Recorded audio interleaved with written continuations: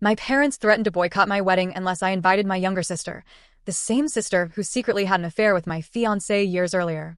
Now, as my big day approaches, I'm forced to choose between protecting my peace or giving in to family pressure, and what happened next left everyone shocked. My parents threatened to boycott my wedding if I declined to invite my sister, who had previously been intimate with my fiancé. What unfolded next stunned everyone present. At 28 years old, I, the bride, never anticipated facing such a dilemma, yet here I stand. My sister, Lizzie, 26, and I shared a remarkably close bond during our upbringing. We occupied the same bedroom in our modest suburban house, exchanging whispered confidences late into the night and dreaming of our futures. Lizzie possessed a more outgoing nature, gifted in art and music, while I was the more academic type, perpetually engrossed in books.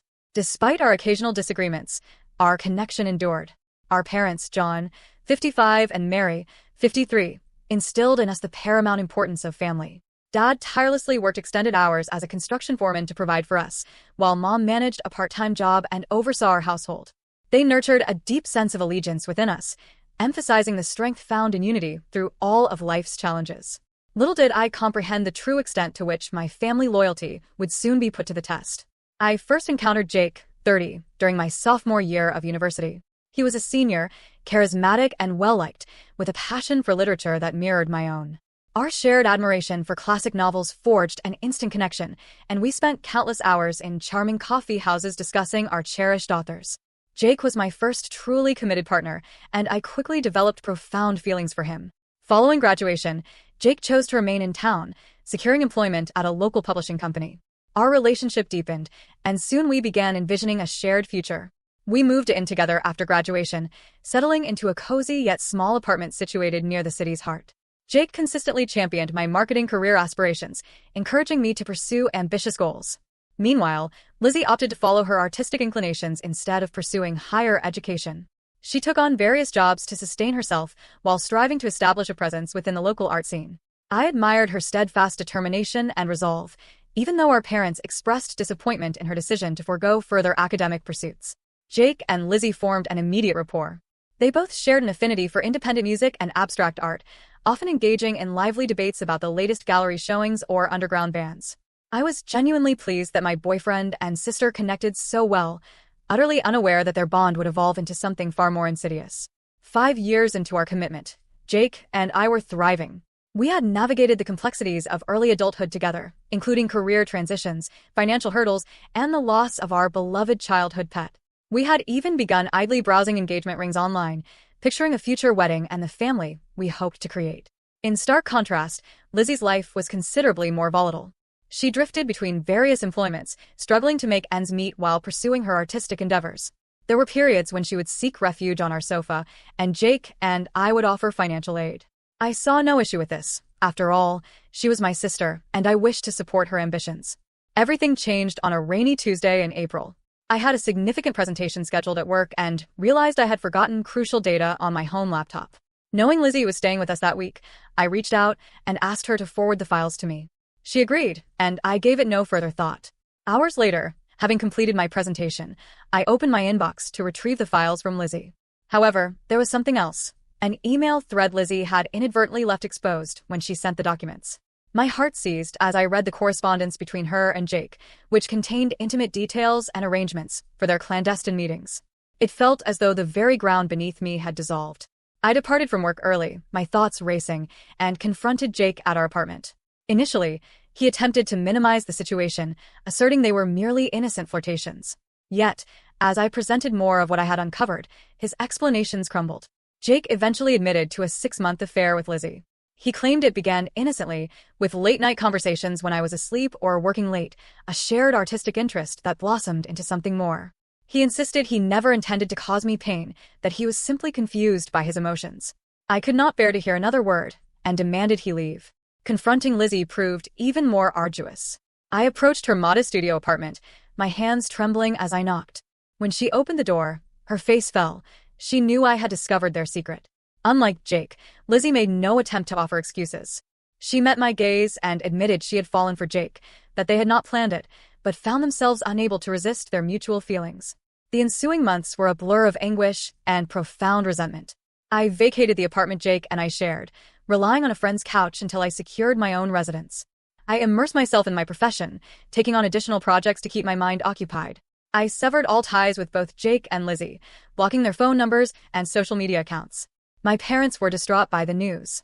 Initially, they tried to intervene, encouraging me to listen to Lizzie's perspective and consider forgiveness. However, I could not tolerate the thought of being in the same space as her. The betrayal felt too recent, too profound. They eventually ceased their insistence, but I could perceive the sorrow in their eyes whenever the subject arose. After nearly a year of therapeutic engagement and personal introspection, I felt prepared to explore dating once more. I first encountered Alex, 32, at a charitable fundraiser for the local animal shelter. He was tall, possessed kind eyes, and a gentle smile that instantly put me at ease. We connected over our shared affection for dogs and our volunteer efforts at the shelter. Alex was inherently kind and empathetic. As I gradually disclosed my past, he never pressured me to advance more quickly than I felt comfortable, always honoring my boundaries. Slowly but surely, I found myself falling in love again, this time with an individual who genuinely valued and admired me. 2 years into our relationship, Alex proposed during an early morning hike to our cherished scenic overlook. It was simple, intimate, and profoundly beautiful. As we commenced planning our wedding, I experienced a blend of anticipation and apprehension. The notion of walking down the aisle once more stirred up memories I preferred to suppress. Everything progressed smoothly until my father brought up the idea of inviting Lizzie to the ceremony. They maintained that she remained family and deserved to be present on my special occasion. The mere suggestion churned my stomach. How could I celebrate the most joyous day of my life with someone who had inflicted such immense pain upon me? I unequivocally refused, informing my parents that Lizzie's presence would only resurrect painful memories and potentially mar the day. Alex concurred, stating that our wedding should be a celebration of our love and happiness, not an attempt to mend relationships that might be beyond repair. My parents did not receive this well. They accused me of being petty and unwilling to progress. They even threatened not to attend if Lizzie were excluded. Several other relatives also became involved, chastising me for selfishness in dividing the family and urging me to be more understanding. However, I truly believe I am not in the wrong here. Lizzie betrayed me in the most devastating manner imaginable. She was intimate with the man I had envisioned spending my life with. I fought arduously to overcome that agony and forge a new existence with Alex. I refused to allow anything to jeopardize my newfound peace and contentment. Reddit, am I wrong for not inviting my sister to my wedding? Am I truly being petty, or do I have every right to exclude someone who has deeply wounded me from one of the most significant events of my life? Update 1. I wish to express my gratitude to everyone who provided thoughtful comments and valuable counsel on my initial post. The overwhelming response was incredible and instilled in me the courage to initiate a difficult yet crucial conversation with my parents. I invited them for dinner last week, determined to clarify the situation and establish clear boundaries. The evening began with a palpable tension. Mom continually tried to steer the discussion toward wedding preparations, while Dad remained unusually quiet. After we finished our meal, I took a deep breath and began. I recounted in vivid detail how Lizzie's actions had impacted me, including the sleepless nights, the trust issues that nearly jeopardized my relationship with Alex, and the therapy sessions required to process my pain. I spoke of the panic attacks I used to experience whenever I saw a couple reminiscent of Jake and Lizzie, how I had lost weight because food lost its appeal, and how I had completely devoted myself to work to avoid confronting my emotions. To my surprise, Mom dissolved into tears midway through my explanation. Between sobs, she confessed that their insistence on Lizzie's inclusion stemmed from profound remorse. It emerged that Lizzie's life had spiraled dramatically following the incident. My parents informed me that Lizzie had lost her job at the gallery where she had been employed. Her drinking, once merely social, had escalated to the point where she was rarely sober. She had endured a string of brief, tumultuous relationships, one of which resulted in her hospitalization with a fractured arm. Mom and Dad felt a heavy burden of responsibility for not recognizing Lizzie's struggles sooner. They chastised themselves for applauding her free spirit without acknowledging her potential need for greater guidance and assistance. In their minds, extending a wedding invitation to Lizzie was a means to reintegrate her into the family circle and perhaps help her regain control of her life. While I empathized with Lizzie's hardships, I unequivocally stated that this did not excuse her behavior or diminish the anguish she had caused me. I reminded them of all the instances they had supported Lizzie, both financially and emotionally, over the years, emphasizing their unwavering parental support. I reiterated that I was not accountable for Lizzie's well-being and should not be compelled to sacrifice my own peace of mind for her. Dad, who had remained silent for most of the conversation, suddenly spoke up. He shared a personal story from his own past, one I had never heard before. Apparently, his elder brother had committed a similar breach of trust when they were younger, a rift they never truly mended. I could see the sadness in Dad's eyes as he spoke of decades filled with strained family gatherings and lost opportunities. He explained that he did not wish the same fate for Lizzie and me, which was his motivation for advocating reconciliation. However, he also acknowledged that he could not force forgiveness and that genuine healing had to originate from my own terms. Dad apologized for pressuring me and promised that both he and Mom would respect my ultimate decision regarding the wedding. He also assured me that they would attend, regardless of Lizzie's presence. My parents agreed to speak with their relatives who had been causing distress and clarify the situation. They vowed to prevent any future attempts to manipulate me into inviting Lizzie. Following this emotionally charged conversation, I felt as if an enormous weight had been lifted from my shoulders. Although my complex feelings remained, I felt truly heard and understood by my parents for the first time since the ordeal began. Alex, who had discreetly absented himself during dinner to grant us privacy, was incredibly supportive when I confided in him later that night. He held me as I cried, a deluge of relief and residual anguish washing over me. He suggested we take a weekend trip to decompress and refocus on our wedding preparations. We enjoyed a delightful weekend at a nearby beach town, simply relishing each other's company and finalizing some wedding details. We selected our wedding cake, chocolate with raspberry filling, curated the celebration playlist, and even practiced our first dance on the beach beneath the starlit sky. This experience profoundly deepened my appreciation for Alex. He has been my steadfast anchor throughout everything, consistently prioritizing my feelings and offering unwavering support. I am now more certain than ever that I am marrying the right person. The wedding is now less than 2 months away, and I eagerly anticipate celebrating our love with those who genuinely care about us. I still feel a pang of sadness regarding Lizzie's absence, but I understand this is the wisest choice for my mental well-being and happiness. Thank you once again, Reddit, for empowering me to stand my ground and prioritize my own peace. Your support has been more significant than you can possibly imagine. Update 2. The past few weeks since my last update have been eventful, and I have some unexpected developments to share. Lizzie's letter arrived approximately 3 weeks ago. The envelope rested on our kitchen counter. For several days as I debated whether to open it or simply discard it, Alex, ever the voice of reason, suggested that reading it might offer some sense of closure, even if I chose not to respond. Finally, on a tranquil Sunday morning, I gathered the courage to open the letter. It spanned multiple pages and was written in Lizzie's characteristic looping handwriting. As I read, I could almost hear her voice in my thoughts, recalling those late-night conversations and childhood secrets. Lizzie began by acknowledging the profound pain she had inflicted upon me, accepting full responsibility for her actions without offering any excuses. She wrote of the downward spiral her life had taken after Jake's departure and how she turned to alcohol to numb her remorse and shame. She admitted to grappling with depression, a condition that had surfaced long before the affair with Jake, but had dramatically intensified afterward. Her revelation that she had entered rehabilitation surprised me most of all. She had apparently spent the preceding 6 months in a treatment facility, concentrating on her sobriety and mental health. She described the grueling therapy sessions, group meetings, and the arduous process of confronting her inner demons. Lizzie explained that a crucial component of her healing journey involved making amends to those she had wronged. She clarified that she was not seeking my forgiveness and respected my decision to exclude her from the wedding. Her sole intention in writing was to apologize and to inform me that she was earnestly striving to become a better person. The letter concluded with a childhood anecdote, a time when I defended her against some bullies at school. Lizzie stated that she had always admired my resilience and integrity, and that betraying me remained her life's deepest regret. I wish I could say that upon reading the letter, I felt an immediate surge of forgiveness.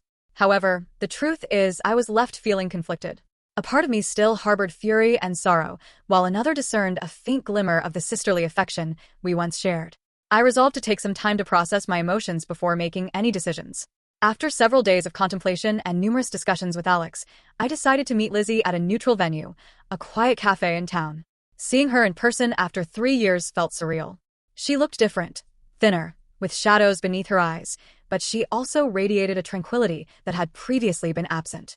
Our conversation started awkwardly, punctuated by silences and hesitant remarks, but as we continued to speak, it gradually became more comfortable. Lizzie reiterated what she had expressed in her letter, her voice cracking with emotion as she apologized once more for the hurt she had caused. She shared further details about her journey to sobriety and the therapeutic work she had undertaken. Lizzie even showed me a journal where she had been writing letters to me as part of her recovery, although she had never intended to send them. Reading excerpts from her raw, unfiltered thoughts during those dark days was profoundly insightful. I will not pretend it was easy. It was an incredibly emotional meeting. We both shed tears as we discussed the past and the shared agony we had endured. Lizzie revealed that she and Jake had separated just months after my discovery, their relationship crumbling under the weight of guilt and resentment. She had not communicated with him since. By the conclusion of our meeting, I experienced a sense of closure I hadn't realized I needed. The fury that had simmered within me for years began to recede, replaced by a complex blend of sadness, relief, and cautious hope. After considerable thought and discussion with Alex, I have decided not to invite Lizzie to the wedding. It is simply too soon, and I wish to savor my special day without additional anxiety or emotional burdens. However, I have agreed to try to rekindle our friendship gradually, starting with occasional text messages and perhaps future coffee meetups. Lizzie accepted and appreciated my decision. She even sent Alex and me a thoughtful gift, a beautiful, hand-painted card wishing us happiness in our marriage. It reminded me of the cards she used to craft for my birthdays when we were children, evoking bittersweet memories. I recognize that this journey of healing and rebuilding trust will be protracted and potentially challenging. There are still moments when the pain of betrayal resurfaces, reminding me of all that we lost. Yet, for the first time in 3 years, I feel optimistic about eventually having my sister back in my life. The wedding preparations are progressing wonderfully. Alex and I are thrilled to celebrate our love with our dearest friends and family. While Lizzie will not be present, I am more at peace with that decision now. Our special day will be dedicated to looking ahead to our future together, rather than dwelling on past wounds. Update 3.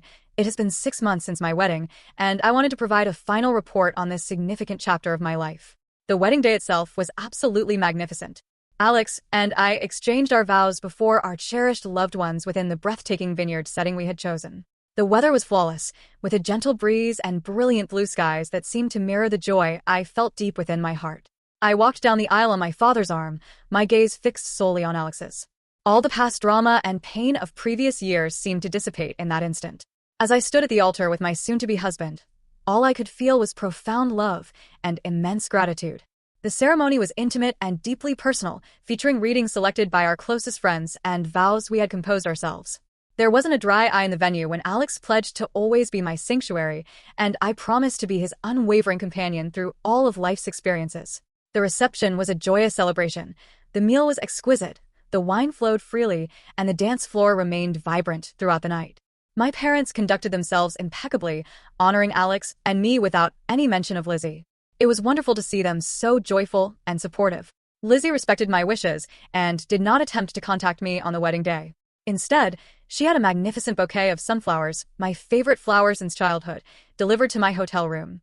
The accompanying note congratulated us and wished us a lifetime of happiness. It was a thoughtful gesture that I appreciated even more than I had anticipated.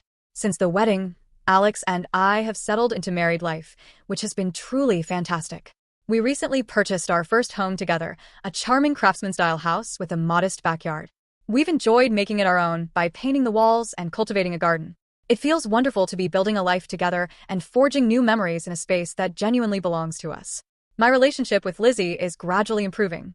We've had a few more coffee meetings and now exchange text messages regularly. Our conversations remain somewhat guarded, but a growing comfort is developing between us, one that reminds me of our earlier connection. Last month, we even shared dinner with our parents. It began a little awkwardly, with everyone subtly trying to avoid certain topics, but as the evening progressed, it began to feel more like old times. Lizzie remains dedicated to her recovery and has made significant strides in her life. She has returned to school, pursuing training to become a counselor for troubled teenagers.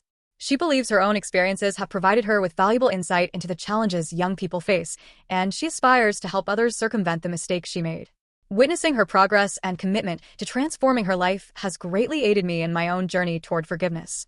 Lizzie recently inquired if she could showcase some of her artwork at a local gallery. I hesitated at first, recollections of her previous artistic endeavors stirring conflicting emotions.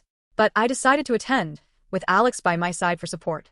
Walking into the gallery, I was truly struck by the profound evolution in her work. The chaotic, somber pieces of her turbulent years had been replaced by vibrant, hopeful canvases that seemed to pulsate with life. One particular painting captivated my attention, 2 intricately interwoven trees with branches stretching toward the sky. Lizzie later explained that it represented her wish for our relationship to flourish together again, after our period of separation. While we are not back to being closest friends, and I doubt we ever will be in precisely the same way, I am genuinely glad we are working to repair our bond. It is a long process, with occasional setbacks when past hurts resurface, but it feels fundamentally right. We are learning to be sisters again, in a manner that honors our individual journeys and the people we have become. I wish to express my deepest thanks to everyone who supported me through this challenging period. Your guidance and encouragement helped me remain strong and make the best decisions for myself. I have learned a great deal about establishing boundaries, practicing self-care, and understanding the power of forgiveness, not for the benefit of the other person, but for my own internal peace. Looking back, I recognize that the healing process is rarely linear. There are good days and difficult days, moments of clear progress and moments of lingering uncertainty. But I am immensely proud of how far I have come and genuinely enthusiastic about what the future holds with Alex. To anyone navigating a similar situation, please remember that it is perfectly acceptable to prioritize your personal well-being. Healing requires time, and you are not obligated to forgive someone until you are genuinely ready to do so. Trust your instincts, surround yourself with supportive individuals, and never hesitate to seek professional help if needed. As for me, I am eagerly anticipating the next chapter in my relationship with Alex. We are discussing the prospect of starting a family soon, and the idea of becoming parents fills us with both excitement and a touch of apprehension. Whatever challenges may arise, I am confident that we will confront them together, stronger for having weathered the storms. Thank you for watching. If you haven't subscribed yet, please do so, and hit the notification bell to stay updated with more compelling real-life stories unfolding around you.